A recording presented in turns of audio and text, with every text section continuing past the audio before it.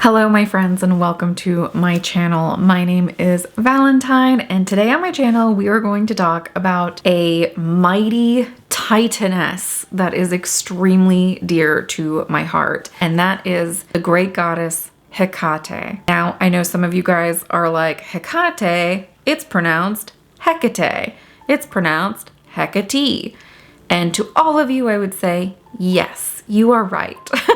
There are many different ways to pronounce her name. Hekate is the closest that we can get to properly pronouncing her name. So I'm gonna probably vacillate between all of them because I actually do say all of them. She is a goddess respected and revered by all, including Zeus himself, a titan. I feel like she has really taken me under her wing when it comes to my priestess path and my death work. So this is going to be a pretty extensive video, you guys. This is going to be somewhat dry material along with some personal material. Personal material will probably be at the end and the drier, denser material will be up front. If I do get some things wrong, I apologize, but I will have the links to the sources and the books that I have used to educate myself. So just a heads up, I wanted to add that this is my view of Hekate. I am a very eclectic pagan witch, and that is the lens in which I'm presenting this video. I am not a modern Hellenist. I mean, no disrespect to that religion.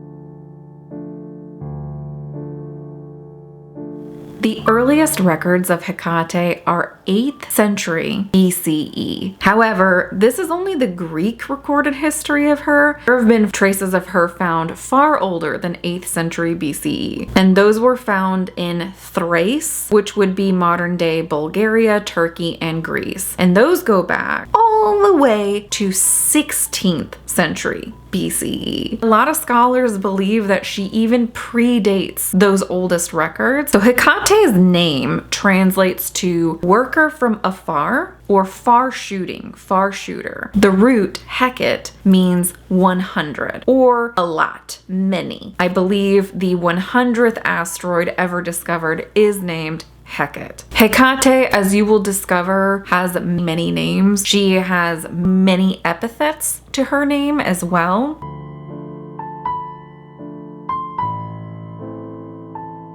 So epithets, if you do not know, were the Greeks' way of like dialing in the exact aspect of a deity that they were wanting to evoke or invoke or call on or seek favor of. If you want to work with Hekate and you specifically want to work with her for governance of working with plants and herbs, say it's baneful herbs because she's very connected to baneful herbs.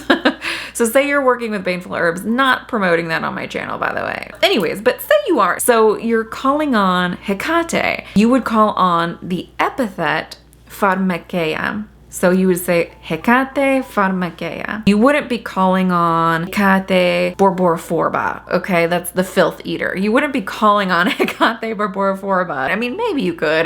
The epithet allows you to dial in specific aspects that govern what you are working on. Divination, I might give her the title the Queen of Witches, right? Like if I'm doing witchcraft, I would say Hekate, the Queen of Witches. Hekate Orania is celestial. There's a lot of epithets for this great goddess. There's a hymn to Hekate that says, "Hail, many-named mother of the gods whose children are fair." I feel an often overlooked and pretty important aspect to understanding this mighty titaness is looking at her parentage. I think exploring what aspects of life, the universe, and everything that they govern, that can give you some pretty in-depth insights as to what makes Hekate Hekate. First, let's look at her mother, Asteria. Estrella, the star maiden. Asteria, the starry one. Commonly confused, not the same. Estrella has to do with the constellation Virgo. She governs like love, truth, and justice. So just think Sailor Moon. Asteria, she is the titan of the starry sky. Okay, she is commonly associated with magic, nighttime divinations, such as neuromancy, which is prophecy through dreams, dream interpretations, dream deciphering, having visions in your dreams at night. And then the other thing that she governs is astrology. So being able to read stars, map out the past, present, and future events through the maps in the sky. That's Asteria. That is the titan who is the mother of Hekate. Like, that's pretty badass. Like, your mom governs the starry night sky, very commonly associated with shooting stars specifically, and then dream prophecy, dream divination, and astrological prophecies. I think that adds a lot of depth to Hekate and gives that like night wandering, right? They call Hekate the night wanderer, this night wandering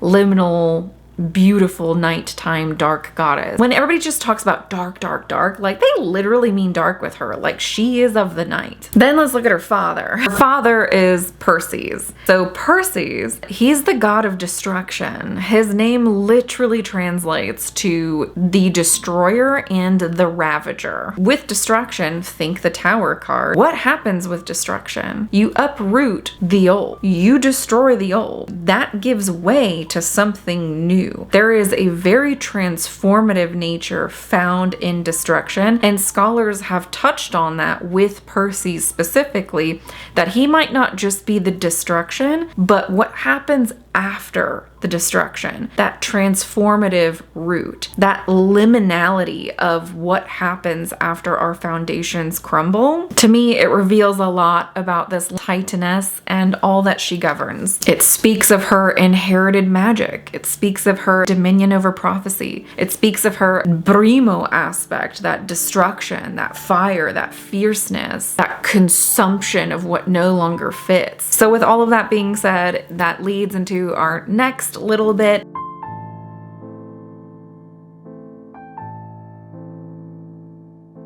What exactly does Hekate govern?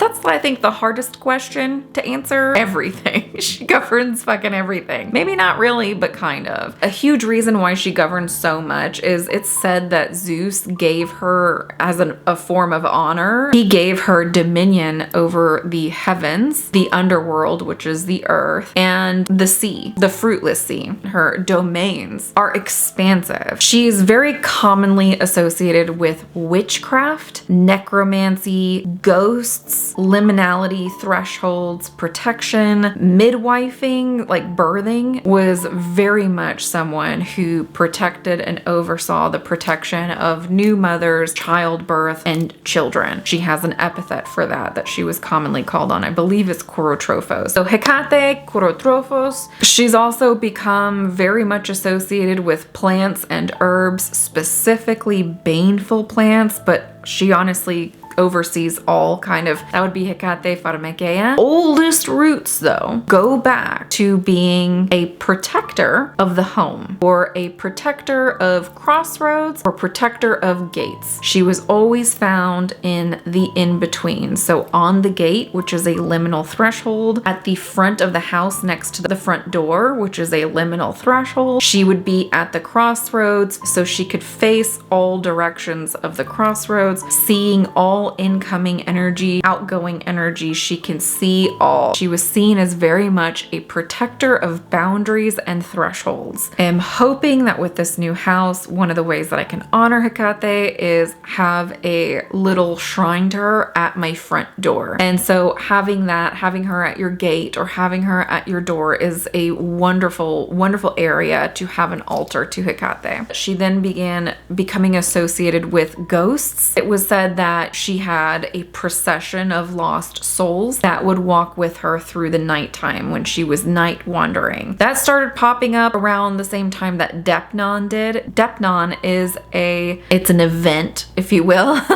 that witches who work with Hekate will provide an offering of typically food. Sometimes I've seen people give away their like hair or dirt from the house. I typically do like wine and olive oil. Garlic, I give her a lot lot of garlic. I've given her cheesecakes before, like slices of cheesecake, and I put little birthday candles in it to look like twin torches. Because that was actually a thing. Like people would make these little cakes that were round and they would put 2 little torches in it. So those are typically my offerings for her on Deipnon. Deipnon is one of her sacred days. It happens once a month on the new moon. A lot of modern witches perform Deipnon on the dark moon when there's no moon out whatsoever. For me, myself, I perform Deipnon whenever. Like I'll do it the first day before the new moon, the day after new moon, but I allow myself probably like 4 or 5 days worth of time to perform Deipnon. And that's because I'm a chronic pain person, you know, I don't always have the spoons. For me personally, I strongly associate her with liminality. I associate her with being a guide, a wayfarer, the torch bearer, the key holder. To me, she governs these liminal access points, these thresholds seen and unseen, gateways seen and unseen, known and unknown. She is the guardian at the gate to me, for me. She is the key holder accessing other realms, dimensions, the veil. Like she governs everything that I have an interest in as a witch who performs divination or mediumship or in my priestess path or with my death work. She is most famously known for the Persephone Hades abduction story. Hekate was in her cave.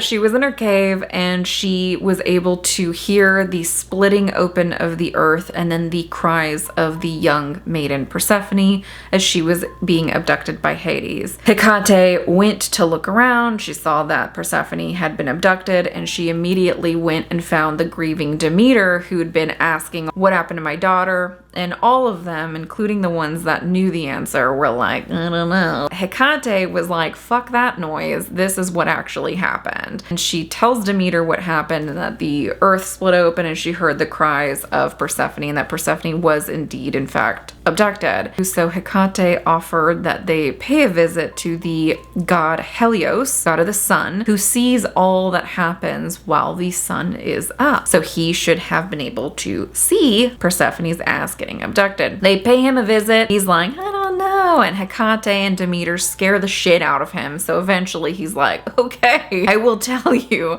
Hades abducted your daughter." They go to Zeus. Zeus is like, "I know. What can you do? My brother's crazy." And Demeter's like, "This is your own kid, bro. Like, you don't even care." So with that news, Hekate is like, "I'm a psychopomp. I can traverse the realms. I will go down and I will be Persephone's guide out of the underworld," because it's said to be extremely difficult to come back to Earth even for a deity. Hekate goes down to the underworld. They discover about, she ate the pomegranate seeds and they're like, "God damn it, dude. Now you're gonna have to be stuck here half the time." Persephone is like, "Oh well," and Hekate leads her out. So from that point on, now that they know she has to go back and forth at different points throughout the year, Hekate has said, "Don't worry, Demeter. Don't worry, Persephone. I will be your guide." And she kind of takes on this like stewardess type role where she basically Persephone's like emotional support. She guides her through the liminality to the underworld, and when her time is ready to return, Hekate guides her back with her torches. If you know the story, you might be thinking, "I thought it was Hermes that did that." The answer is yes. And no.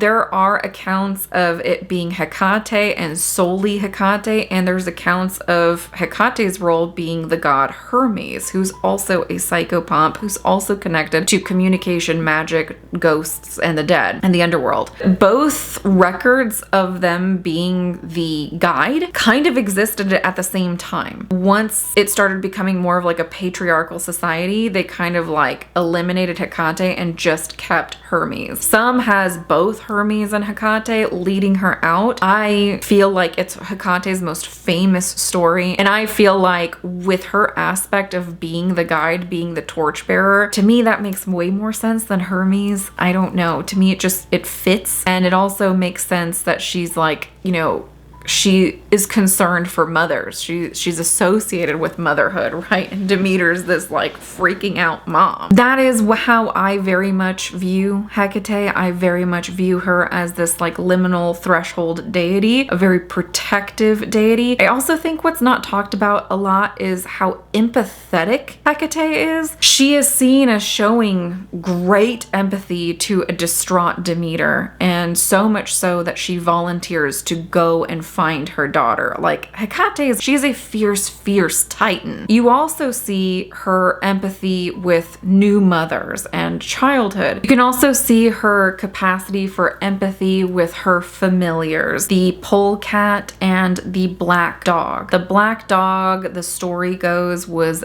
the Queen Hecuba. The Queen Hecuba, I believe her son was murdered and there was like the fall of Troy. So Hecuba, in her despair, threw herself off of a cliff into the sea, committing, you know what I'm gonna say. Hekate takes pity on her and brings her back as her familiar, the black dog, to loyally stand by her side. Her other familiar is a polecat, which is why if you watched my other video when I showed the weasel and I was like, this makes me think of Hekate, I feel like some people were like, why on earth would you think of Hekate with that? The story with Hekate and the polecat, I believe it has to do with a midwife tricking a goddess into thinking that the child wasn't going to be born. She distracted the goddess long enough so that the child could be born, and the goddess, out of anger, turned her into a polecat. Hekate took sympathy upon her and adopted her into her familiars, so that the polecat is now something that, you know, goes about and does Hekate's business. So there you can see she empathized with the midwife who was turned. She empathized with Hecuba, and you can see her offering help and guidance to Demeter. With Hecate's involvement with Demeter and Persephone, Hekate is thought to be a part of the Eleusinian, is it Eleusinian? Eleusinian mysteries? Elysian. Is it Elysian? I don't know. But there's the mysteries of Persephone and Demeter, which are some of the most famous mysteries of initiation, afterlife, and the underworld, and what happens. And it is believed that Hekate was a part of that initiatory process, considering she is so closely tied to those two goddesses. I'm sorry if I'm totally butchering all of these names. Other deities that Hekate is very closely associated with is Artemis. Artemis, which is the Greek version of Diana, the Roman goddess. Artemis was a young virginal maiden goddess who was like the goddess of the hunt. She very much honored chastity. Hekate is seen as a virgin deity, if you care about that. Though some sources say that Hermes was her lover. Some sources say Hekate never had any children. Some sources say that she had one, and I believe it's Scylla.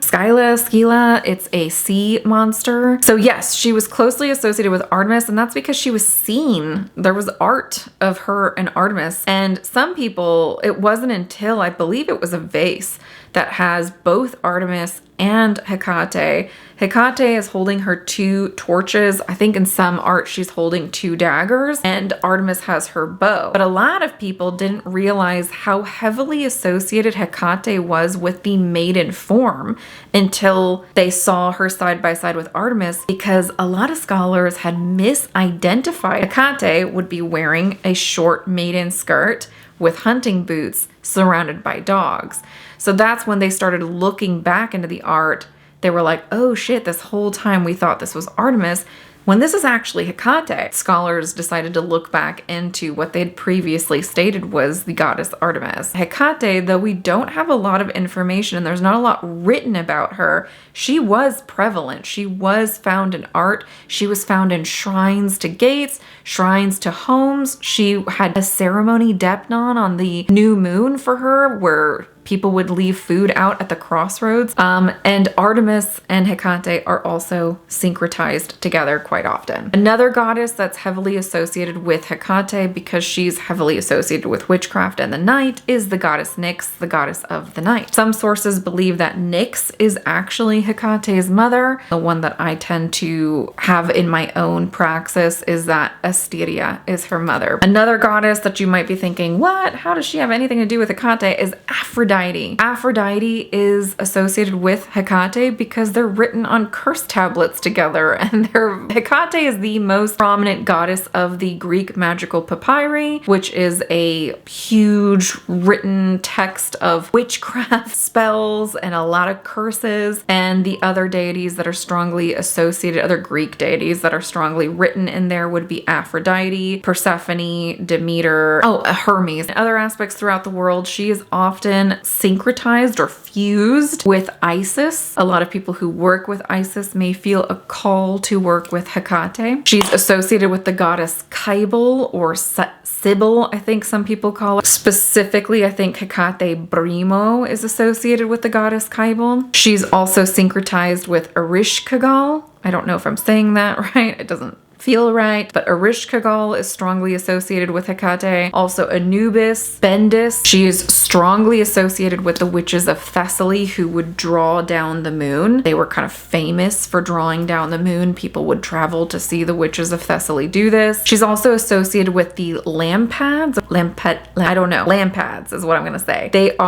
These were torch-bearing nymphs who were seen as Hekate's companions. Now in Greek fictional literature, so not mythology, but literature, there were two women who were strongly associated with Hekate, and that would be Medea and Kirke. A lot of people pronounce her name Circe. I think the proper pronunciation is technically Kirke, but I'm gonna say Kirke. So Kirke was a fictional priestess who worshipped and worked and summoned Hekate. She was a priestess of Hekate. Some sources say Kirke was Hekate's daughter. Later on, a character named Medea came into the picture, and that was Kirke's niece, and some people think Medea was actually Hekate's daughter. Medea had a lot to do with necromancy and witchcraft as well. So both Kirke, both Medea, very famous witches written in Greek literature. They were extremely powerful, and they kind of expanded upon Hekate being associated with witchcraft. And we talked about her familiars, the black dog and the polecat. Other animals that are extremely sacred and associated with Hekate are going to be the snake, especially the snake. Hekate has been described as having snakes coiled in her hair like Medusa. I think it's supposed to be snakes and oak leaves are what makes up the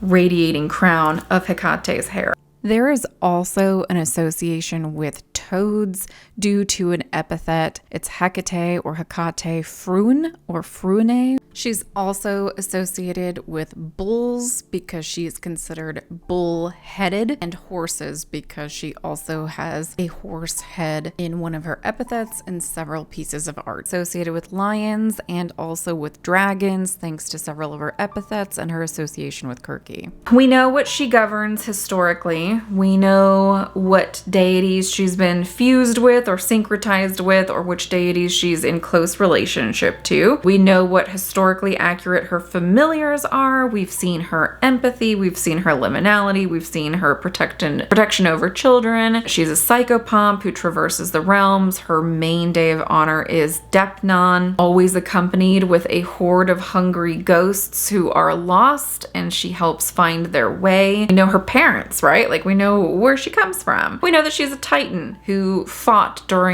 I think it's called the Gigantomachy, and I think she destroyed the super OP giant Clytius. So now that we have the historical stuff out of the way, again, if you're interested in reading all of this yourself, which I strongly recommend, I will have all of the books and sites and everything that I used down below.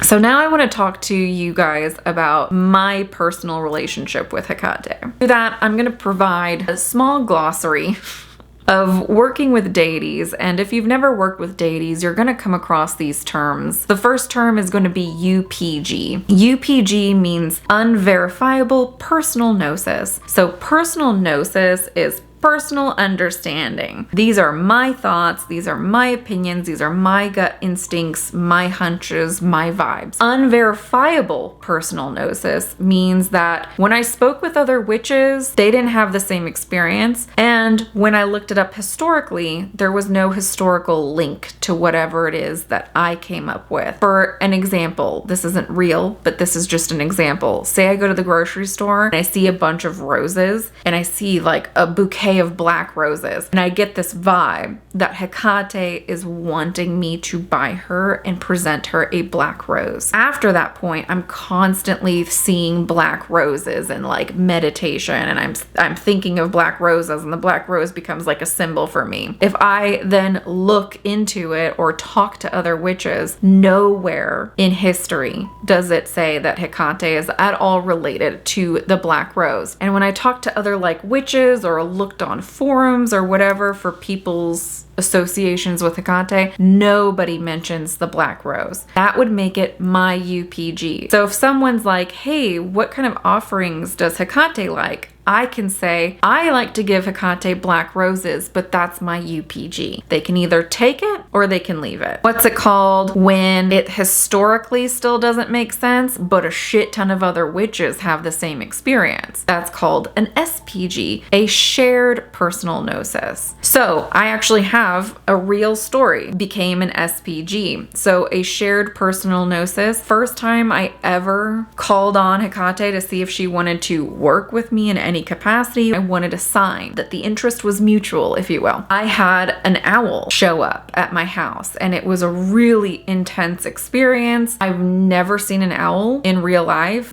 outside of like a zoo. You know what I mean? Oh, I guess that's not true. I saw a pygmy owl once, and that was really cool. He was inside of like a little hollow in a tree. It was actually really badass. But I've never seen like a big ass motherfucking owl, you know, out in the wild at my house in suburbia at the time. That was my UPG for the longest time, because when I looked it up, there's zero connection to Hekate and owls unless it's UPG. People are like, yeah, like, you know, she's at night. Owls are nocturnal, you know, and I'm like, okay, maybe it wasn't Hekate. So I wasn't sure if it was Hekate or not. Maybe it was just a fucking owl. It wasn't until I went to my seance, where if you guys watch that video, I bring this up. I met a bunch of witches there who worked with Hekate, said that their first experiences with Hekate and her making herself known to them involved an owl. And that blew my little fucking witchy mind. And since then, I strongly associate owls with Hekate. Anytime I see owl stuff, I will think of her. I've got a little owl candle holder that I have for her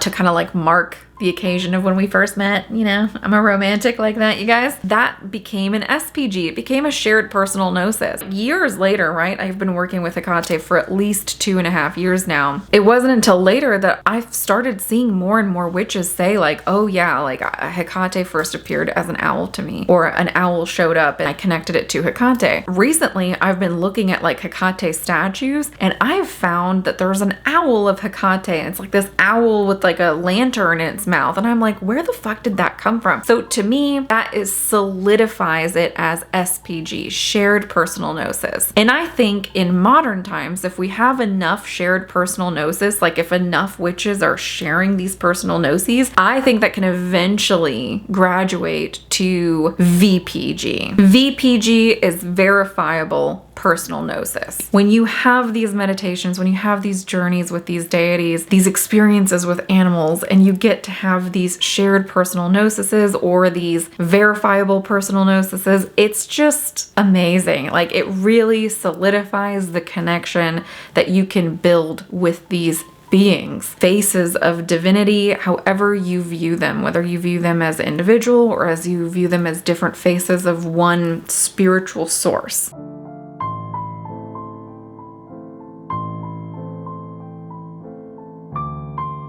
So how I started working with Hekate has to do with my first goddess that I ever worked with, which I will do a video on as well. So yes, many years ago, I began working with the Morrigan. And I think I needed the Morrigan to be in my life because she was extremely aggressive. And at the time I was agnostic bordering on atheist, and I'm very stubborn, you know, I'm very skeptical. I doubt all the time. I question everything. I'm never just like, ah, yes, this must be the answer. I'm like, but why? I have to question everything. So I think she was a great intro to deity work for me. I think I kind of needed her harsh ferocity. I believe that the Morrigan led me to my death work. I feel like once I started working heavily with death and my confrontation of my extreme fear of death, that's one of the reasons why I started getting into death work, is because I wanted to conquer my crippling fear over death. Once I started working with that, I feel like Hekate made herself very known. She had made herself known a year prior, though. I'd been researching her for about a year. Sometimes spirits, beings, deities, etc. are only in your life for a short amount of time. Maybe it's a quick lesson, not so much they're going to be your patron deity from that point on. That's why I give myself a year to do research and see if the relationship is still strong. And then once I started doing my death work, she came in like full force. I just decided one day, which is so unlike me. This was so spontaneous. One night, I'm like laying in bed. Honey Buns is there. He's like sound asleep. And that's another thing. He's next to me. This is how spontaneous this was. He was lying down next to me and I'm in bed on my phone. I'm like looking at my phone. I think I'm gonna play this Greek hymn to Hekate as an offering to see if she wants to connect with me. Why? Why did I do that then? You know what I mean? Like, why didn't I wait till the next day? I could have waited till the next night. I could have done a thing. I could have had like a candle. I could have said some words and played this hymn. Also, I probably should have looked up the fucking words in the hymn. Google Translate is your friend. You know, like if there's something in a different language, Google Translate it before you offer it to a deity. So I'm like, this is such a pretty hymn and it's to Hekate, and I decided to play it. So I played it and I knew that she was a triple-faced deity. There was 3 faces of her to look in the different crossroads. Not to represent Maiden Mother Crone. It was specifically to look in the different directions of the crossroads, as she was the caretaker of the crossroads. It also represents the fact that Zeus gave her dominion over the heavens, the underworld. I am not saying, this is a side topic, I am not saying that Maiden Mother Crone, I do feel like there's value in that, but that was a thing made up about Hekate in the 19th century. So like, I think it might have been the 20th century. I don't know. I feel like it was in like the 1960s. Some dude made that up about Hekate. I don't know. I'd have to look it up. For some people though, Maiden Mother Crone really means a lot to them, and that's great. My friend Inkfall says this all the time. I'm not gonna yuck someone's yum.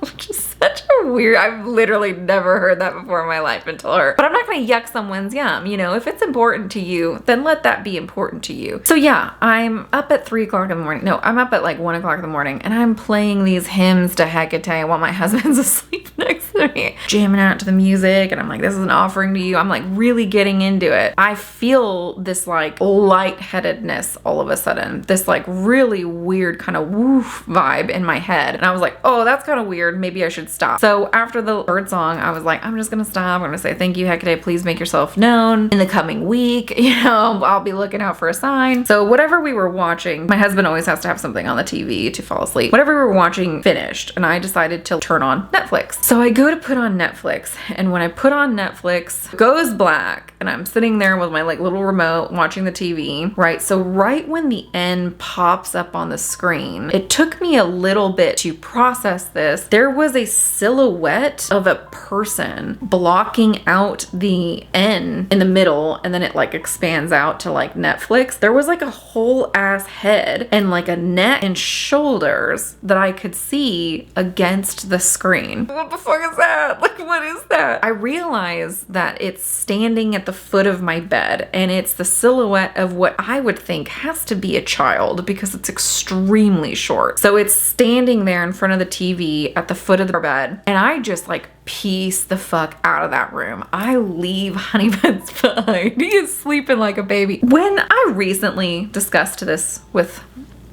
honey buns. He was annoyed. He was annoyed that I left him. And I'm like, in the 6 years that we've been together, how many times have I seen or heard something absolutely fucking unhinged? I've literally had someone smack their hand against the window next to my bed, and I could hear their like nails claw down, and then I could hear tick, tick, tick, tick, like tapping like someone was outside. I freaked the fuck out. I told Honey Buns. What did he do? Maybe it was a bird, right? Maybe a twig fell against the fucking window and it just boop, deep, deep, deep, deep, because twigs do that, right? So I'm sorry, you're gonna get mad at me that I didn't wake you up to tell you about the shadow child standing at the foot of our bed? No way, no way. I was like, save yourself, Valentine, get out of there. You know what I mean? Like, I was just out. And I went to the person who believes me. I went to my mom. I went to Mama Moon. I went down the hall right to Mama Moon, and I was like, Ma, oh my God. And I told her all about it. And so we sat there on our bed and we just like gossiped and talked about this crazy little child. So then that was when Mama Moon was like, what the f did the hymn say? And I was like, you know what, Mom, that should probably figure that out. So in the hymn, it talked about her leading lost souls and having like being the guide, and that oftentimes lost souls are with her. And it is said that if you work with Hekate, you might have more paranormal experiences in your house than you did prior, because especially if you perform Depnon, because she will come in and take the offerings, and the spirits that are lost are traveling with her, right? That's why I do a lot of protection around my house. Translate text that you're going to be using when doing like, you know, any type of spirit work. It's just wise. So anyways, I did that. I saw the weird little, you know, shadow ghost child. My mom was like, I don't think there's anything malevolent with it. I think you're okay. And I was like, yeah, I know, I feel the same. I'm not like, it like scared me, but I didn't feel like threatened. And I have had experiences where I have felt threatened. If you guys watch my Slumber Party Sundays, you will know about the whistling man. That is when I felt fucking threatened. So after that, I decided to go back to bed, right? I said goodnight to Mama Moon. My mom she would stay up to whatever fucking hour she wanted to. So she was just like, all right, good night to you. I'm going to be up all night making all the sound and all the land. So I go to bed and I'm laying there and I'm getting comfy. I'm getting cozy. I've got Netflix on and I'm starting to fall asleep when I start hearing this extremely rhythmic cooing sound. So we had a giant crepe myrtle outside of our bedroom window, and my side of the bed faced the window. I was maybe like 1.5 feet, 2 feet away from the window. So I was pretty close to the window and I kept hearing this cooing, and I kept thinking, you know, there's a lot of pigeons and birds, like doves and pigeons and stuff that nest in our trees at night. So I kept hearing this cooing and cooing and cooing, and finally, you know, I'm like, this is really fucking loud. Like, this is the loudest cooing I've ever heard. And I'm like, this must be a giant pigeon, you know, like what kind of pigeon is this? So I'm trying to rest, and it's so rhythmic that it starts to like show a pattern in my brain, and I start counting the seconds between each coo. I'm like, it was so on the spot that like every time I counted, I think it was like to 12 or 16, that the cooing would start back up, and it was perfect timing, perfection. And I was like, that's really cool. So I'm now not at all trying to fall asleep. And then it dawns on me, I don't think it's cooing. I think it's hooting. I think it's a hooting. Like, I think this is a large bird, and I think it's hooting outside my window. Is this an owl? And I'm like, is Hekate associated with owls? So I get up again, leave Honey Buns behind, and I go to the living room, and I'm like, Mom, there's this owl outside and he's hooting really loud. And she's like, really? And I'm like, come. So my mom and I sit there and we start listening to this owl, and she's like, open up the curtains. And I'm like, okay, turn off the lights, you know? So we turn off the lights and we open up the curtains, and sure enough, there's this giant great horned owl outside. I end up, you know, looking it up, and I also listened to like, no shit, like 25, 30 audio files of different hooting. And I finally pinpointed that it was indeed a great horned owl. horned owl. I looked in to see if they were native to my area, and they are. So yeah, it was a great horned owl, and that was me feeling very affirmed, at least making herself known to me, to research further into her and start actively trying to work with her. So that's what I did. I started trying to actively work with her from that point on, and then when I got really into my death work, she became my main deity. I very much work with her as a guide, as a teacher, as like a mentor, as someone who facilitates my priestess path. So some of Hekate's symbols are going to be keys, torches, snakes, oak leaves, oaks, dogs. Dogs are very much associated with her. Great offerings for Hekate are going to be garlic, olive oil, wine, little cheesecakes, candles. I offer her, for the most part, mostly candles and wine and olive oil and garlic. Oh, eggs, raw, like little eggs inside of the shell, not cooked or anything. Those are very commonly gifted to her on Depnon. I have several book recommendations, and I also have books that I don't really recommend. Not that I don't recommend them, there's value in them, but they just didn't work for me. So the first one is the first book I ever bought on Hekate. It is Cindy Brennan's Keeping Her Keys. And I did go through this book. I read it in its entirety, and I just feel, I don't know, it just didn't fit for me. It just didn't jive for me. Cindy Brennan, not exactly for me. Then I've got more books by Cindy Brennan. Oh, I forgot one. I have Entering Hecate's Garden, and then I also have Entering Hecate's Cave, which I believe is upstairs. Entering Hecate's Garden and Entering Hecate's Cave by Cindy Brennan. I think there's good value in them, and I think there's good lessons in them, but again, there's something about her writing, or maybe, I don't know, like her, I don't know. Like, I just doesn't hit as much for me. Next book I got, Hekate Liminal Rites by Sorita Sorita D'Este. This book I ate the fuck up. I loved this book. I love this book. This book I go back to time and time again. I really enjoyed this one. I felt like this was more, Sorita D'Este was just giving historical facts and letting me build my own practice. I don't know, I liked it. I liked the way this came across. It was informative, it was helpful. I also have two other books by Sorita D'Este that I don't have with me. They're packed away. They're also highly recommend. I recommend honestly anything by Sorita D'Este that has to do with Hekate or Hekate. I read her book on the Morrigan, not so historically accurate.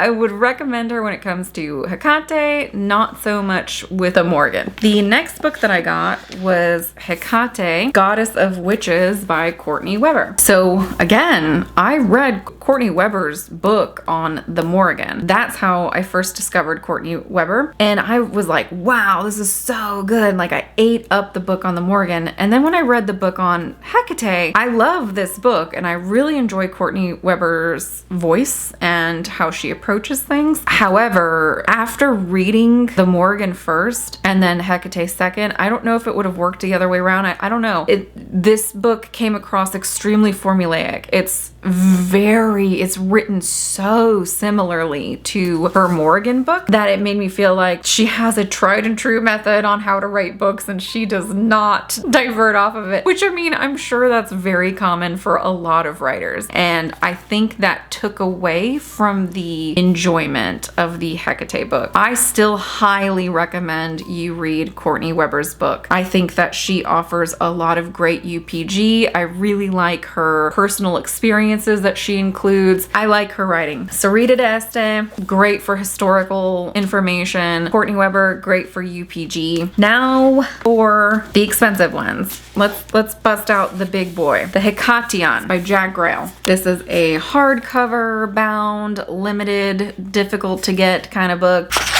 It has like some really badass art and stuff in this book. This is the Medea edition. This book is pretty amazing. I love it. I don't know. Jack Grayle's a character. I enjoy listening to him. I took his classes. Do I practice everything that he does? No. No, I don't. I am not trying to forever bind myself to Hekate, and that is very much kind of what this book is all about. So if you want this book, it has interesting ideas that I will take and I will use in my practice in my own way to come up with my own praxis. Do I think this is a really expensive book to not do it? Yes. Do I think it's beautiful and I'm someone who's like a collector of beauty? Yes. So do I regret this purchase? Not at all. I would say if you don't want to like bind yourself to Hekate forever, you can do 80% of the material found in this book. It's at the end where I'm kind of like, no, no, I'm good. Thank you. Thank you. No, thank you. So that's Jack Grayle's book. I do highly recommend it, especially from a like very unique, he comes from theater, very interesting. I feel like he has a lot of really amazing historical knowledge when it comes to Hekate. Next is my favorite. This is Liber Cthonia, a contemporary witchcraft and devotional tradition of Hekate, written by Jeff Cullen. I am so fucking sad that I didn't get the hardcover edition. I love having books that I really resonate with in hardcover. I've got like my own little mini library room, fiction, nonfiction, witchcraft, spiritual. I love books. My career was in libraries, you guys, so what do you expect? So yes, Liber Cthonia by Jeff Cullen. You can get this on Etsy. I love how forthright Jeff Cullen was with his practice. It's witches who are bold enough to share what they do that will help all of us, like that really help the community. While I don't do a lot of his necromantic stuff, I do in the sense that I work with like ancestors, but that's basically where my necromancy ends. There are aspects of this book that I do not need to be a part of my practice. That doesn't mean that it's a bad book. It just means that like I'm like, oh, interesting, next. You know what I mean? Tabs up here. Can y'all see all this little tabs? This book is amazing. I love this book. I recommend this book to anybody who wants to work with Hekate. And I keep looking over here because I've got like a stack of books over here. This is gonna be like book Jenga. Of course, it's not anywhere near the top. The Bones Fall in a Spiral by Mortellus. It really is not a book about Hekate at all. This is a book on necromancy. I literally just got done talking about how I don't do necromancy. I'm like, there's necromancy in here that I don't do. I read a lot of books around death, dying, and transitions. Anybody wanting to read about that? I recommend her other book, Do I Have to Wear Black? I don't think I've got that here. I think that's upstairs in the library. Bones Fall in a Spiral. There's a couple of mentions of Hekate in this book. It's not a lot. It's a very small amount. I think it has to do with like the Feast of Torches, and I think it has to do with the equinoxes and the Sabbats and the solstices and stuff. And yeah, so I would say first place, second place, third place, fourth place. Yeah. And also the other books by Sorita. I mean, if you are interested in like, I think you should just read them all. Who cares what you're interested in? Just read it. That is it. That is it. That's everything. If you want to work with this goddess, reach out to her. Make yourself known that you're interested in working with her. Even if you aren't someone who works with death and liminality and being a teacher or a counselor, a therapist, or a psychiatrist, right? Right. I talk about this a lot on my channel, but you feel this like core resonance that something there matches my soul makeup. If you feel that, explore it safely. Explore it safely. Let me know if y'all lasted all this time. So yeah, everybody, that is it on the great Titaness, the mighty Titaness, the goddess Hekate. I hope that this was informative and enjoyable to watch. I don't know if this is going to be an enjoyable to watch video. I feel like it was very extensive. I don't know. We will see. Let me know how you felt about this video and if you want to see me expand upon the Morrigan and the masculine deity that I've begun working with. All right, guys, I will see you next time. Goodbye, goodbye, goodbye.